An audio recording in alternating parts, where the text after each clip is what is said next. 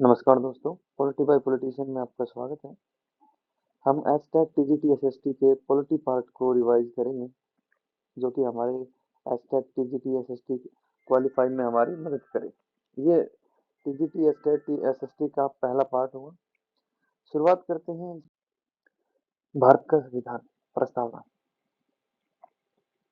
हम भारत के लोग भारत को एक संपूर्ण प्रभुत्व संपन्न समाजवादी पंथ निरपेक्ष लोकतंत्रात्मक गणराज्य बनाने के लिए समस्त नागरिकों को सामाजिक, आर्थिक, राजनीतिक न्याय, विचार, अभिव्यक्ति, विश्वास, धर्म की उपासना, स्वतंत्रता, प्रतिष्ठा और अवसर की समता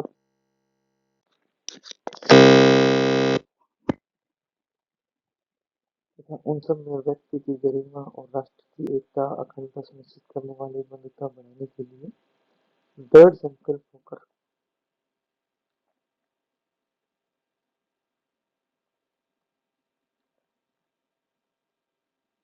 अपनी इस संविधान सभा में आज तारीख 26 नवंबर 1949 ईस्वी मिति माघ से शुक्ल सप्तमी संवत 2006 विक्रमी को एक्ट द्वारा इस संविधान को अंगीकृत, अधिनियमित और आत्मार्पित करते हैं। ये हमारे संविधान की प्रस्तावना है, जो कि डॉक्टर पंडित जवाहरलाल नेहरू द्वारा प्रस्तुत की गई थी। पंडित जवाहरलाल नेहरू द्वारा ही प्रस्तावना को संविधान की आत्मा भी कहा गया है।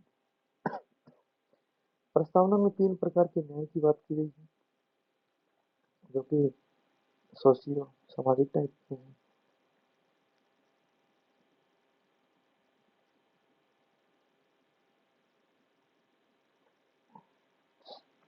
इकोनॉमिक,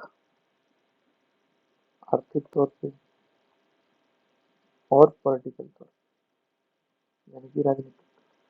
3 प्रकार के न्याय की बात की गई है। राजनीतिक, आर्थिक और सामाजिक। 3 प्रकार के न्याय की जो है भारत की प्रस्तावना में व्याख्या की गई है। और 5 प्रकार की स्वतंत्रता के बारे में शामिल किया गया है कि 5 प्रकार की स्वतंत्रता जो है वो व्यक्तियों को प्रस्तुत की गई है, प्रदान की गई है। इसमें विचार,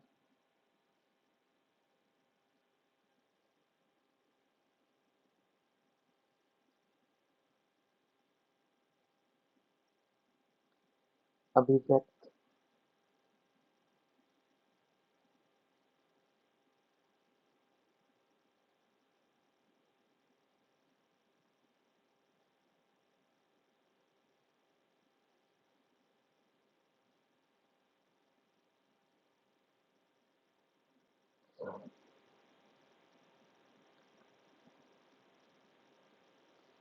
विश्वास,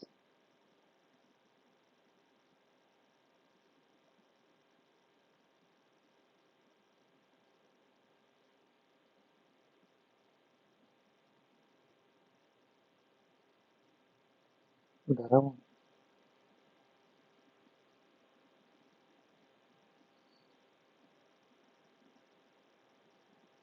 और उपासना।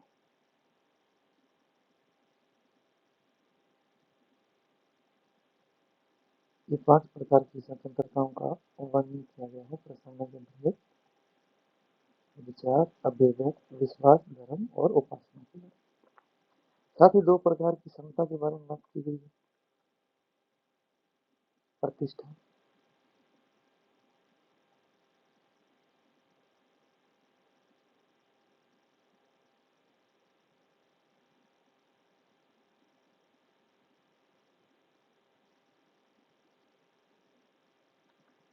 और अवसर की समानता।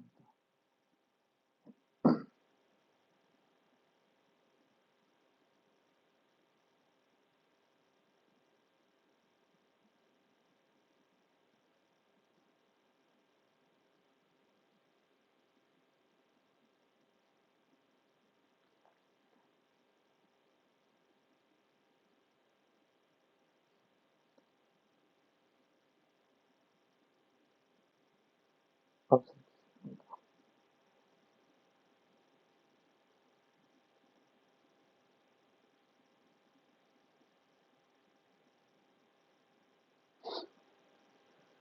तीन प्रकार का न्याय है यानी कि जस्टिस, और 5 टाइप्स ऑफ फ्रीडम्स, और 2 टाइप्स ऑफ इक्वलिटी की बात करता है हमारा प्रियम्बल में, इसके बारे में बात की गई है। और साथ ही इसमें बंधुत्व और अखंडता के बारे में भी बात किया गया है। आमतौर पर क्या होता है कि क्रोनोलॉजिकल ऑर्डर में पूछ लिया जाता है कि चाहे उसमें पूछ लिया गया कि संपूर्ण संप्रभुत्व संपन्न समाजवादी निरपेक्ष लोकतंत्रात्मक गणराज्य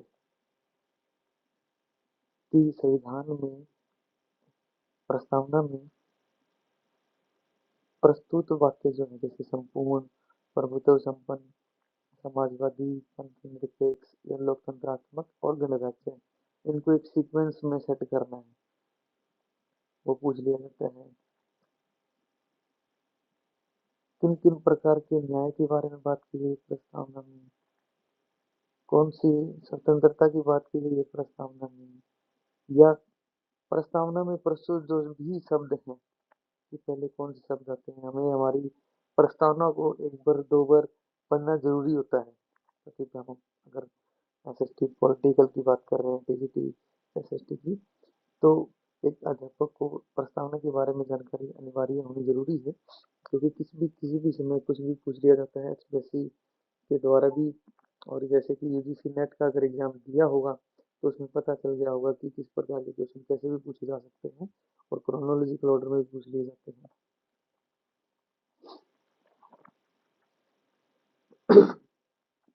तो ये सब पूछ लिया जाता है कि पहले न्याय प्रस्तुत किया, पहले न्याय, स्वतंत्रता, समानता,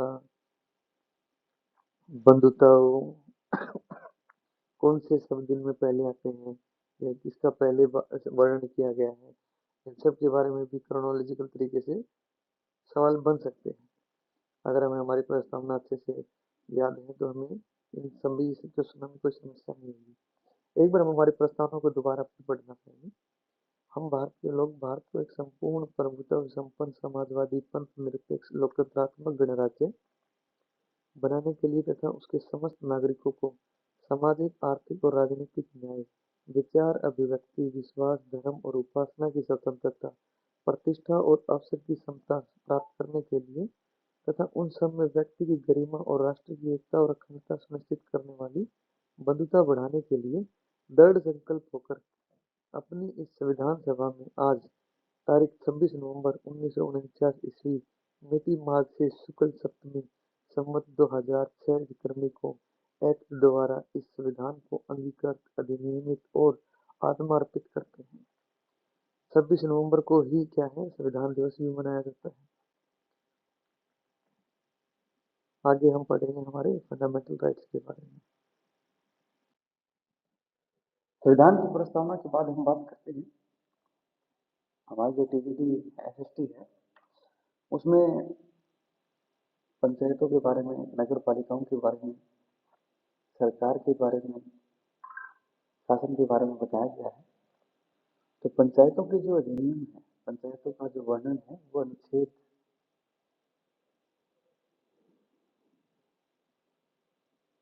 आर्टिकल 243 से लेकर 243 तक का है। यह भाग जो है वो ग्रामीण स्थानीय प्रशासन से संबंधित है। भाग एक से ये मत मानिए कि ये संविधान का भाग एक है, ये बस ऐसे ही ऐड किया गया है कि भाग एक, यानी कि बस पंचायतों को वर्णित करने के लिए किया गया है। जैसे नगर पालिकाओं का जो आगे जो पार्ट है वो भाग दो का है और पंचायतों वाला भाग एक जोड़ा ऐसे लिखा गया है। ये भाग एक नहीं है, ये भाग वास्तविक में जो है वो भाग 9 है। संविधान के भाग 9 में पंचायतों के बारे में अनुच्छेद 243 से 243 ओ तक का में वर्णन किया गया है। इसमें ग्रामीण स्थानीय प्रशासन के बारे में बात की जाती है। जैसे कि UGC NET JR political science का जो भी एग्जाम हुआ था दिसंबर में, उसमें कुछ क्वेश्चंस पूछे गए थे आर्टिकल से संबंधित। तो मैंने सोचा क्यों नहीं, क्या पता है एसपीएससी द्वारा भी पूछ लिए जाते हैं, तो एक बार इन आर्टिकल्स को हम थोड़ा सा देख लेते हैं। तो 243 जो आर्टिकल है वो परिभाषाएं बताते हैं। 243 ए ग्राम सभा के बारे में बताते हैं। 243 बी पंचायतों का गठन के बारे में बताते हैं। 243 सी पंचायतों की संरचना के बारे में बताता है। और 243 डी ये स्थानों में सीटों का आरक्षण बताता है, यानी कि कितनी सीटें कितने आरक्षण है। आमतौर पर जो महिलाओं के लिए वो 50% की जो सीटों का जो आरक्षण है, 50% जो रिजर्वेशन है फॉर महिलाएं, वो आमतौर पर स्थानीय स्वशासन के हिस्से के अंतर्गत ही उनको 50% का आरक्षण प्रदान किया गया है। आरक्षण के अंतर्गत ही हाल में 2019 के बाद से ही पंचायतों के भी एजुकेशन मामले में भी थोड़ा सा सुधार किया गया है कि जो सरपंच होगा, जो जर्नल का होगा, उसे जर्नल के सदस्य को 10वीं पास होना अनिवार्य है। देखिए अगर वह सदस्य 10वीं पास है और अन्य भी शर्तें थी, इनके अलावा 10वीं पास होना अनिवार्य है जनरल कैंडिडेट के लिए। और एससी बीसी के लिए उनके लिए एक 8वीं पास होना था। जो एसटी है, हरियाणा में हालांकि एसटी नहीं है, तो इसके लिए इनके लिए इनका प्रावधान नहीं है। और पंचों में महिलाओं के लिए जनरल के लिए 8वीं क्लास होना अनिवार्य है पास पंच के लिए। और जो बाकी जो सदस्य हैं, अगर वे अन्य जो उम्मीदवार पंच के लिए, तो 5वीं पास होना अनिवार्य है। 243 की पंचायतों की अवधि यानी कि कार्यकाल 5 साल तक का इनका कार्यकाल होता है, 5 ईयर्स। 243 एफ सदस्यों की अयोग्यता यानी कि कौन सी जो अयोग्यताएं हैं जिनकी वजह से उसको सदस्य नहीं माना जा सकता, पंच नहीं चुना जा सकता या सरपंच नहीं बनाया जा सकता, उनका वर्णन आर्टिकल 243 एफ में किया गया है। तो 43 एफ यानी कि एफ यानी फेल, फेल करने के लिए 243 एफ फेल कैसे करेंगे। 243 जी यानी कि पंचायतों की शक्तियां, प्राधिकार और उत्तरदायित्व क्या है उनका। 243 एच पंचायतों द्वारा कर लगाने की शक्तियां,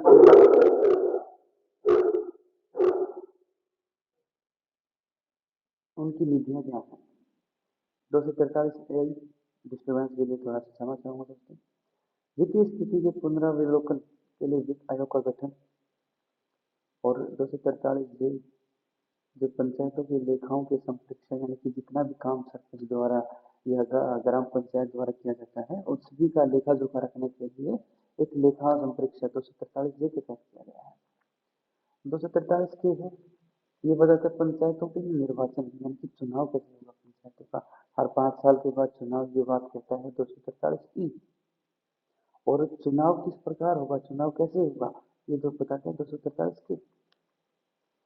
243 एल जो कि बताते हैं संघ राज्य क्षेत्रों यूटीज नियम लागू होना, यानी कि कुछ संघ राज्य क्षेत्र ऐसे हैं जहाँ पर पंचायती नियम भी लागू किए जा सकते हैं, जहाँ पर पंचायतें बनाई जा सकती हैं, जहाँ पे जो मंडल आयोग द्वारा त्रि कमीशन, जो अशोक मेहता कमेटी द्वारा समिति द्वारा त्रिस्तरीय पंचायतों का गठन किया गया था, उसमें से किसी को कोई 2 स्तरीय बनाते हैं, कोई 1 स्तरीय भी बना लेते हैं, यानी कि कुल राज्य क्षेत्रों में भी अगर पंचायतों के गठन की आवश्यकता लगती है तो वहां पर भी इसको लागू किया जा सकता है।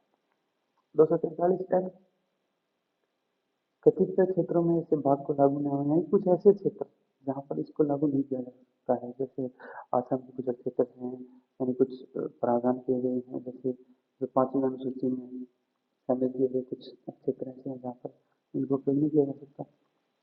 243 एन यानी कि विद्यमान विधियों और पंचायतों का बना रहना, ये निर्धारित करता है कि भाई जो पंचायतें हैं वो बनी रहेंगी। 243 ओ जो है वो निर्वाचन संबंधी मामलों में न्यायालयों के हस्तक्षेप का वर्णन है कि इसमें न्यायालय कहाँ तक इसमें हस्तक्षेप कर सकता है या नहीं कर सकता है, तो वर्णन 243 ओ में किया जाता है।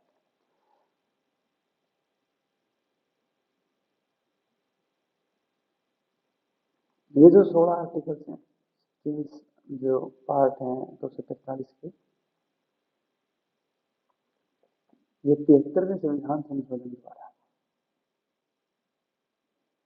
इनको संवैधानिक दर्जा दिया गया।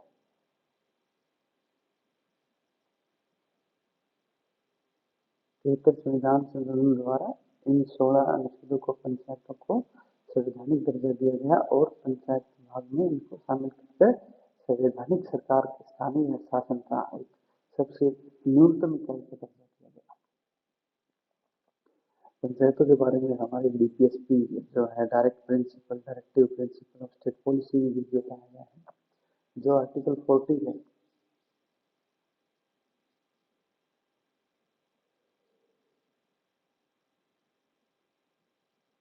आर्टिकल 40 ये भी पंचायतों के बारे में बताता है। पंचायतों के बारे में हमारे डीपीएसपी में भी इसका वर्णन किया गया है।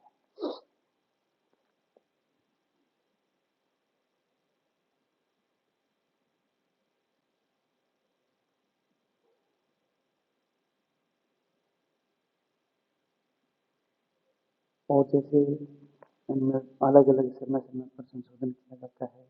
पंचायतों के बारे में भी, पंचायतों के अलावा भी पंचायतों में किया गया कार्य। सबसे पहले जो पंचायती शासन को लागू किया गया था वो 2 अक्टूबर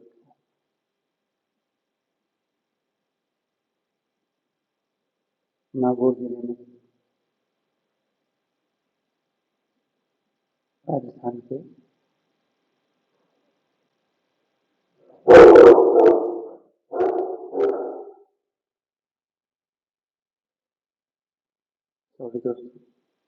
24 के लिए नागौर में सबसे पहले पंचायत का गठन किया गया था पंडित जवाहरलाल नेहरू द्वारा 2 अक्टूबर।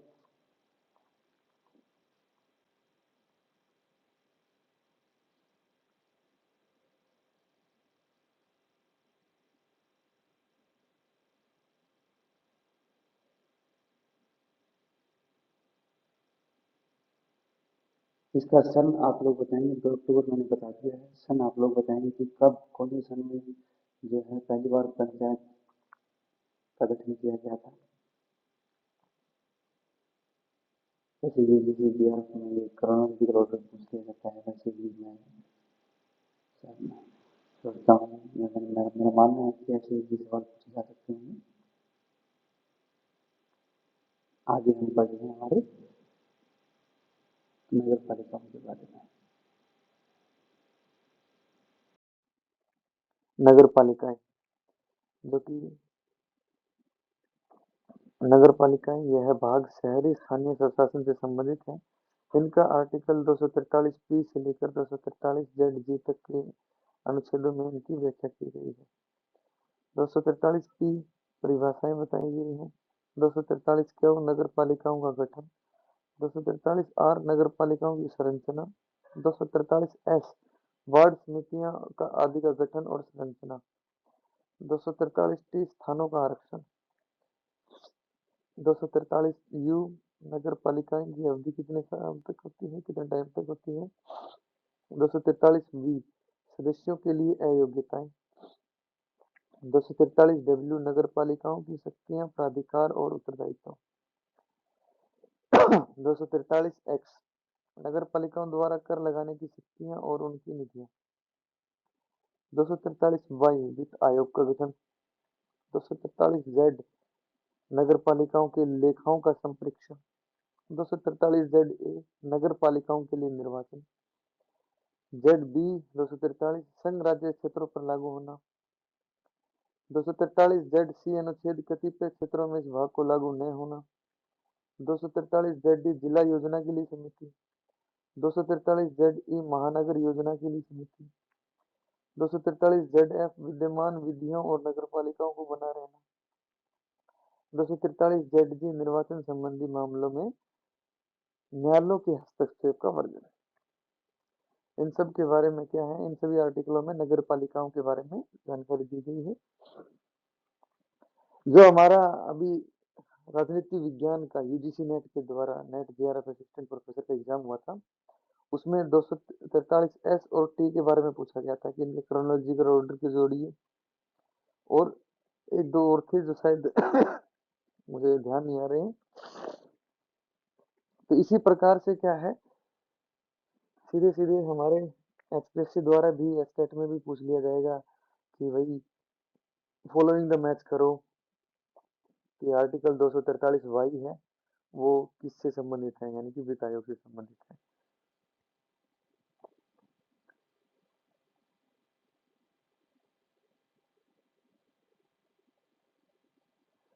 ये जो 18 आर्टिकल हैं ये नगर पालिकाओं के बारे में बताते हैं। इनको संवैधानिक दर्जा 74वें संविधान संशोधन द्वारा शामिल किया गया था। इनको संवैधानिक दर्जा दिया गया था 74वें संविधान संशोधन द्वारा। नगर पालिकाओं को संवैधानिक और 73वें संविधान संशोधन द्वारा पंचायतों को संवैधानिक दर्जा दिया गया था। आगे हम थोड़ा सा जिक्र करते हैं कि पंचायतों से संबंधित जो भाग है वो भाग है भाग 9 और अनुच्छेद है 243 से लेकर 243 ओ तक। और भाग 9 ए नगर पालिकाओं से संबंधित है जो अनुच्छेद 243 पी से लेकर 243 जेड जे तक है। और इनको 73वें संविधान संशोधन द्वारा 11वीं अनुसूची जोड़कर पंचायतों के 29 कार्यों की सूची को शामिल किया गया था। इन्हें संवैधानिक दर्जा भी दिया गया था। और 74वीं संविधान संशोधन द्वारा 12वीं अनुसूची जोड़कर नगर पालिकाओं के 18 कार्यों की सूची को शामिल किया गया था कि पंचायतों द्वारा 29 कार्य किए जाते हैं और नगर पालिकाओं द्वारा 18 कार्य किए जाते हैं जिन पर नगर पालिकाएं कार्य करती हैं। आगे हम बात करते हैं एक महत्वपूर्ण हमारे ऐसी टॉपिक जो कि हमारा टीजीटी एसएसटी में महत्वपूर्ण है। ये हमारे पीजीटी में भी सहयोग है, जैसे कि क्रोनोलॉजिकल ऑर्डर में पूछ लिए जाते हैं हमारे आर्टिकल्स वगैरह। मौलिक अधिकार फंडामेंटल राइट जो कि भाग 3 का भाग है, भारतीय संविधान के भाग 3 में आते हैं और इन्हें भारत का मैग्ना कार्टा भी कहा जाता है। जो आर्टिकल 21 ए है ये शिक्षा का अधिकार 86वें संविधान संशोधन 2002 द्वारा जोड़ा गया था। पूछ लिया जाता है कि शिक्षा का अधिकार कब जोड़ा गया? 2002 द्वारा। कौन से अनुच्छेद में? 21 ए द्वारा। कौन से संशोधन द्वारा? 86वें संविधान संशोधन द्वारा। आमतौर पर मूल हमारे जो मौलिक अधिकार थे वो 7 थे, लेकिन वर्तमान में हमारे जो है वो 6 हमारे मौलिक अधिकार हैं। प्रस्तावना में जो प्रस्तुत की गई हमारी स्वतंत्रता, समानता, इनकी परिभाषाओं का जो समर्थन करते हैं वो हमारे अधिकार और मौलिक कर्तव्य जो है ये हमें हमारे अधिकारों तक पहुंचाते हैं, हमारे अधिकारों की रक्षा करते हैं का वर्णन बताते हैं। पहला जो हमारा अधिकार है समता का अधिकार 14 से 18 तक का है। समता से अधिकार का वर्णन, जिसके अंतर्गत आता है कानून के समक्ष समानता, धर्म, जाति, लिंग, जन्म स्थान के आधार पर भेदभाव का निषेध, सार्वजनिक रोजगार में अवसर, अस्पृश्यता का अंत और उपाधियों का अंत का वर्णन किया गया। अस्पृश्यता का अंत का वर्णन जो है वो आर्टिकल 17 में किया गया है। उपाधियों का अंत के बारे में जो है वो 18 में दिया गया है, आर्टिकल 18 में। स्वतंत्रता का अधिकार, यानी कि हमें किस प्रकार की स्वतंत्रता होगी, ये सब हमारी जो है आर्टिकल 19 से 22 में दिया गया है। भाषण और अभिव्यक्ति, सभा बनाने की, संघ बनाने की, आवागमन करने की, निवास करने की कई जगह पे, व्यवसाय की स्वतंत्रता, जीवन और व्यक्तिगत स्वतंत्रता की सुरक्षा, गिरफ्तारी और हिरासत से संरक्षण के बारे में भी सब जो है हमारे को स्वतंत्रता के अधिकार में 19 से 22 आर्टिकल के अंतर्गत बताया गया है। शोषण के विरुद्ध अधिकार, यानी कि ये जो शोषण के विरुद्ध अधिकार है आमतौर पर महिलाओं या बच्चों के खिलाफ या पुरुषों की जो पहले बेचा भेज दिया जाता था तो उसके खिलाफ आर्टिकल 23 से 24 तक है। मानव तस्करी, बलात् श्रम पर रोक, 14 साल से कम उम्र के बच्चों को कारखाने में काम में लगाने से रोकना, ये शोषण के विरुद्ध अधिकार है, यानी कि जो शोषण किया जा रहा है उनके खिलाफ। धार्मिक स्वतंत्रता का अधिकार, ये 25 आर्टिकल और 25 से 28 आर्टिकल के अंतर्गत धार्मिक स्वतंत्रता का अधिकार दिया गया है। अंतकरण और धर्म को मानने, आचरण करने और प्रचार करने की स्वतंत्रता धार्मिक मामलों के प्रबंधन की स्वतंत्रता का वर्णन करता है। संस्कृति और शिक्षा संबंधी अधिकार, संस्कृति और शिक्षा संबंधी अधिकार आर्टिकल 29 से 30 में इनकी व्याख्या की गई है। अल्पसंख्यकों के हितों का आरक्षण, अपनी भाषा, लिपि और संस्कृति की सुरक्षा, अल्पसंख्यक शिक्षण संस्थानों की स्थापना और प्रशासन करने का अधिकार जो है, ये संस्कृति और शिक्षा संबंधी अधिकार के बारे में के अंतर्गत इनको शामिल किया गया है। संवैधानिक उपचारों का अधिकार, अनुच्छेद 32 के तहत मौलिक अधिकारों को लागू करने के लिए सुप्रीम कोर्ट जाने का अधिकार, आर्टिकल 32, यानी कि हमारा अगर हमारे किसी भी अधिकार का उल्लंघन होता है तो हम सुप्रीम कोर्ट में जा सकते हैं, अनुच्छेद 32 के तहत। डॉक्टर भीमराव अंबेडकर साहब ने, बाबा साहब ने संविधान को संविधान की आत्मा कहा है। आर्टिकल 32 के तहत हम सुप्रीम कोर्ट जा सकते हैं और आर्टिकल 226 के तहत सुप्रीम कोर्ट सॉरी जो हाई कोर्ट जो है हमारा, वो रिट जारी कर सकता है। सुप्रीम कोर्ट जो है वो आर्टिकल 32 के तहत जारी कर सकता है और हाई कोर्ट जो है वो आर्टिकल 226 के तहत रिट जारी करता है। 5 प्रकार की रिट्स होती हैं जो हमारे अधिकारों को उल्लंघन पर की जाती है। स्वतंत्रता के अधिकार का जो आर्टिकल 20 और 21 है, यानी कि 20 और 21, इमरजेंसी में हमारे सभी मौलिक अधिकार निलंबित किए जा सकते हैं, लेकिन 20 और 21 अनुच्छेद को छोड़कर, क्योंकि ये कभी हमारे किसी भी मामले पर इनको निलंबित नहीं किया जा सकता है। बाकी सभी हमारे अधिकारों को निलंबित किया जा सकता है या किसी समय के लिए रोक लिया जा सकता है। आगे हम बात करते हैं हमारी 7वीं अनुसूची के बारे में। 7वीं अनुसूची यानी कि ये भी अनुसूचियां जो हमारी जो है टीबीटी एसएसटी है, इसमें पंचायत, नगर पालिकाएं, संसद, सरकार, इनके बारे में बातें की गई है। तो जिसमें हमारी सूची भी आती है, अनुसूचियां भी आती है, 7वीं अनुसूची भी इसका एक पार्ट है कि इसमें कितने विषय हैं, इसके संबंध में कौन क्या कार्य करता है, उनके बारे में थोड़ा जान लेते हैं। 7वीं अनुसूची में 3 सूचियां हैं, संघ सूची यानी कि यूनियन लिस्ट, राज्य सूची, स्टेट लिस्ट, समवर्ती सूची, कंकरेंट लिस्ट, और चौथी जो है अवशिष्ट शक्तियां, रेजिडेंसी पावर्स। आमतौर पर 3 ही कहा जाता है सूचियां। अवशिष्ट शक्तियां वो होती हैं जो इन तीनों के अलावा, तीनों के अंतर्गत नहीं आती हैं, जो कि समय के अनुसार, यानी कि समय के अनुसार नई नई जो शक्तियां हैं उनका उजागर होना है। जैसे साइबर क्राइम, अब साइबर क्राइम एक ऐसा क्राइम है या एक ऐसी स्थिति है जो कि ना तो राज्य के अंतर्गत आ सकती है, ना केंद्र के अंतर्गत आती है, तो इसको किस विषय में शामिल किया जाए, समवर्ती सूची में भी नहीं आती है ये, तो ये एक अलग से नया विषय जो बना, इसलिए इसको अवशिष्ट शक्तियों में शामिल किया गया। इन पर भी कानून बनाने का जो विचार है वो संसद के पास, अभी सभी के बारे में पढ़ते हैं। इस सूची में राष्ट्रीय महत्व के विषय शामिल हैं, संघ सूची में, जिन पर कानून बनाने का अधिकार केवल केंद्र सरकार, संसद के पास है। मूल विषय 97 थे इसके, वर्तमान में लगभग 100 विषय हैं। प्रमुख विषय क्या है? रक्षा, विदेश मामले, बैंकिंग, रेलवे, मुद्रा यानी करेंसी, परमाणु ऊर्जा, डाक, जनगणना, ये सभी क्या है? संघ सूची के विषय हैं। राज्य सूची, इस सूची में क्षेत्रीय महत्व के विषय शामिल हैं, जिन पर सामान्यतः राज्य सरकार, विधानमंडल कानून बनाती है।